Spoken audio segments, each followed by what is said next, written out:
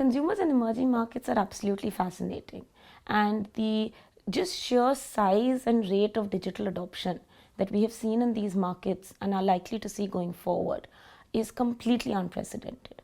It's not just the size. What's also very fascinating is the fact that the way in which these consumers are interacting with digital is very different.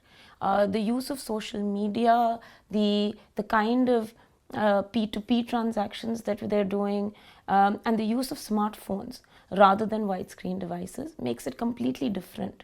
So much so that some of the business models that are now emerging in these markets are actually things that companies and organizations in the more developed world can actually learn from. Consumers in these markets are starved for information. They have not been exposed. A lot of them are first-time buyers of products or are actually trading up to use more premium products and are hungry for information about these products. They're also looking for trusted sources, and they don't always trust classical advertising as really telling them the whole truth.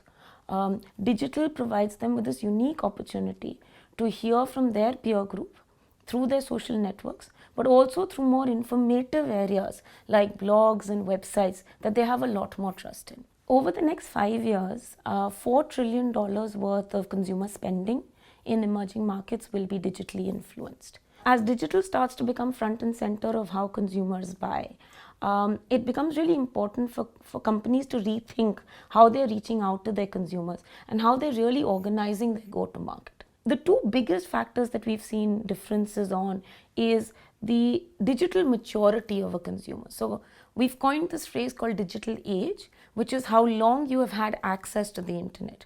So what that means is a 55-year-old in Nigeria could be a digital age of only 6 months, whereas a 18-year-old in India could have a digital age of 4 years. What we find really is that the biggest difference in how consumers behave is based on their digital age. What we also find is that different countries are actually very different stages of adoption of the internet. A market like China, 40% of retail spending is digitally influenced, and as much as 20% is already sold online.